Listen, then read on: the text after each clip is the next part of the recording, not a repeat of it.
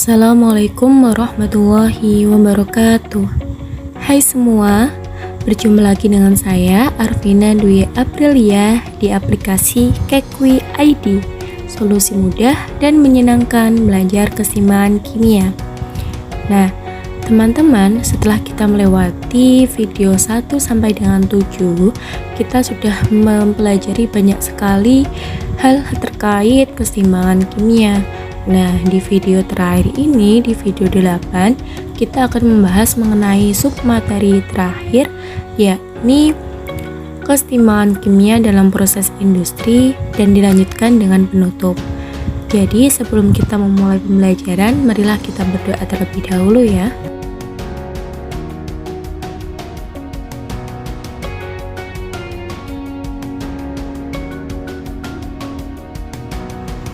Tidak sedikit proses produksi zat-zat dalam industri, khususnya industri bahan kimia, yang menerapkan konsep keseimbangan kimia ini.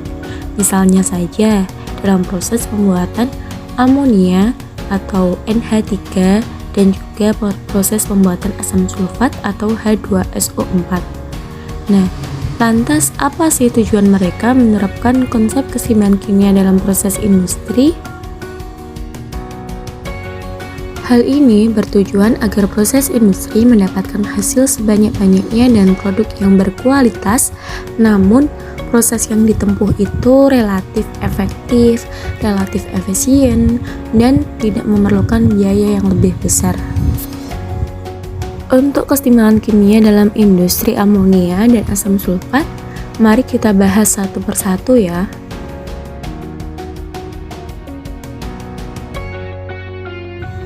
Kita mulai dari keseimbangan kimia dalam proses industri pembuatan amonia atau NH3 dan proses Haber-Bosch.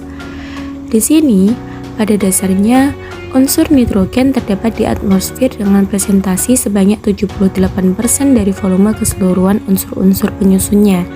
Tetapi, karena kelembaban nitrogen yang cukup tinggi, hanya sedikit senyawa-senyawa nitrogen yang terdapat di alam. Metode untuk menyintesis senyawa-senyawa nitrogen dikenal dengan istilah fiksasi nitrogen buatan yang merupakan proses penting sebuah industri. Adapun metode utamanya dengan mereaksikan nitrogen atau N2 dengan hidrogen atau H2 sehingga membentuk senyawa amonia atau NH3. Disinilah senyawa amonia akan dirubah menjadi senyawa-senyawa nitrogen lain sebagaimana asam nitrat dan juga garam nitrat. Nah, di proses Haber-Bosch sendiri, zat yang diperlukan untuk membuat amonia adalah gas N2 yang diperoleh dari hasil penyulingan udara dan juga gas H2 yang diperoleh dari hasil reaksi antara gas alam dan juga air. Reaksi yang terjadi dalam proses industri itu melalui persamaan reaksi kimia N2 plus 3H2 menjadi 2NH3 dengan nilai delta H sebesar kurang lebih min 92,38 kJ per mol. Nah, kalau teman-teman lihat bersama nih, di persamaan reaksi tersebut kan ditandai dengan tanda panah bolak-balik antara reaksi dan produknya. Maka inilah penerapan konsep keseimbangan kimia yang ada pada proses pembuatan amonia. Untuk proses pembuatan amonia sendiri agar menghasilkan produk secara maksimal dilakukan beberapa hal. Sebagaimana yang kita lihat pada gambar, di situ akan digunakan suhu tinggi mulai dari 460 sampai 550 derajat Celcius. Selanjutnya, mengatur tekanan secara tinggi mulai dari 200 sampai 400 atm, menggunakan katalis besi dengan campuran Al2CO3, MgO, CaO, dan K2O. Selanjutnya, zat amonia yang terbentuk untuk segera dipindahkan dan juga didinginkan. Nah, di sini NH3 tersebut atau amonia tersebut akan terpisah sebagai cairan, sementara gas N2, H2, dan juga NH3 yang tidak mencair akan diresirkulasi untuk diproses kembali menjadi NH3 yang lebih maksimal. Selanjutnya membahas terkait kegunaan NH3 dalam kehidupan sehari-hari. Pada dasarnya banyak loh kegunaannya itu, dan mungkin sering kita jumpai bahkan di sekitar kita sendiri.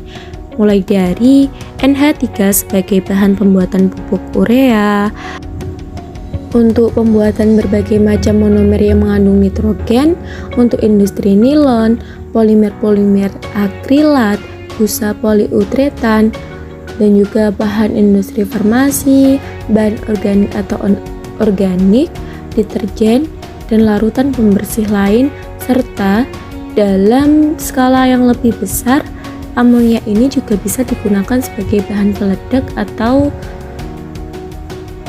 trinitrotoluena yang bisa kita sebut sebagai TNT.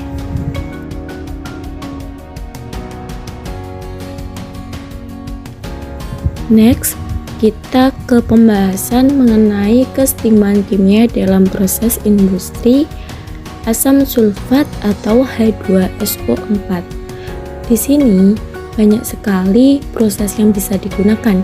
Salah satu cara pembuatan asam sulfat melalui proses industri dengan produk yang cukup besar dan melimpah adalah dengan menggunakan proses kontak. Adapun zat yang diperlukan itu berupa belerang benih, gas oksigen, dan juga air. Sementara reaksi kimia dan proses pembuatan amonia agar menghasilkan produk maksimal bisa kalihat pada gambar yang berada di sebelah kiri ya. Di situ prosesnya diawali dengan membakar belerang di udara sehingga ia bereaksi dengan O2 atau oksigen membentuk SO2. SO2 adalah belerang dioksida. Adapun prosesnya melalui persamaan reaksi S plus O2 menjadi SO2. Selanjutnya, belerang dioksida atau SO2 tersebut akan direaksikan dengan oksigen sehingga menghasilkan belerang trioksida. Dalam hal inilah terbentuk reaksi kesetimbangan kimia, yakni SO2 plus setengah O2 menjadi SO3. Menurut kesetimbangan, makin rendah suhu, makin banyak produk yang terbentuk. Namun, reaksi tersebut akan berjalan sangat lambat. Dengan mempertimbangkan waktu dan juga hasil, digunakanlah sebuah katalis berupa vanadium pentaoksida atau F2O5 dengan suhu 450 derajat Celcius. Belerang trioksida yang terbentuk selanjutnya akan dialirkan melalui menara yang di dalamnya terdapat aliran asam sulfat pekat sehingga terbentuklah asam pirosulfat atau H2SO2O7 melalui persamaan reaksi SO3 plus H2SO4 menjadi H2S2O7. H2S2O7 atau asam pirosulfat ini memiliki nama lain yakni oleum. Oleum kemudian direaksikan dengan air sehingga dihasilkan asam sulfat yang lebih stabil. Bentuknya adalah H2S2O7 plus H2O menjadi 2H2SO4. Beberapa manfaat atau kegunaan asam sulfat ialah untuk pembuatan pupuk superfosfat, deterjen, cat warna, fiber, plastik, industri logam, dan juga pengisi aki. Sementara asam sulfat kuat 93% sampai dengan 99% itu bisa digunakan untuk proses pembuatan berbagai bahan kimia, nitrogen, sintesis fenol, pemulihan asam lemak dalam pembuatan sabun, pembuatan asam fosfat, dan juga triple superfosfat.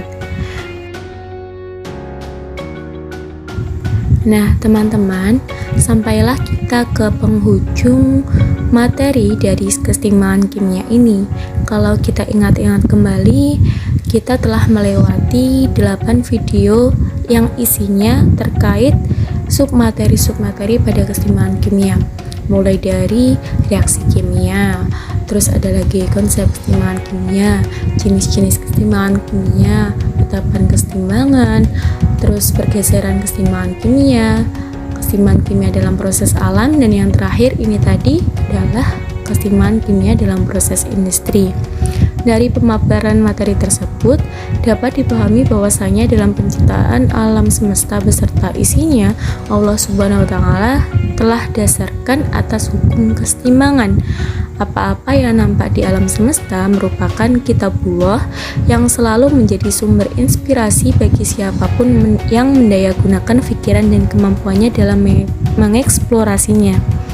Keseluruhan fenomena alam adalah bentuk sunnatullah yang diatur sedemikian rinci, tertib, lagi seimbang, di mana keseimbangan kimialah yang melandasi semua keseimbangan atas ketentuan Allah Subhanahu wa Ta'ala. Wallahu a'lam bishawab. Marilah kita akhiri pembelajaran hari ini dan bacaan Alhamdulillahirrabbilalamin. Semoga apa-apa yang ada dalam aplikasi Kekui ini bisa menginspirasi, bisa bermanfaat, menambah pengetahuan, dan kita manfaatkan sebaik-baiknya dalam kehidupan. Sekian dari saya, apabila ada salah mohon maaf, dan wassalamualaikum warahmatullahi wabarakatuh.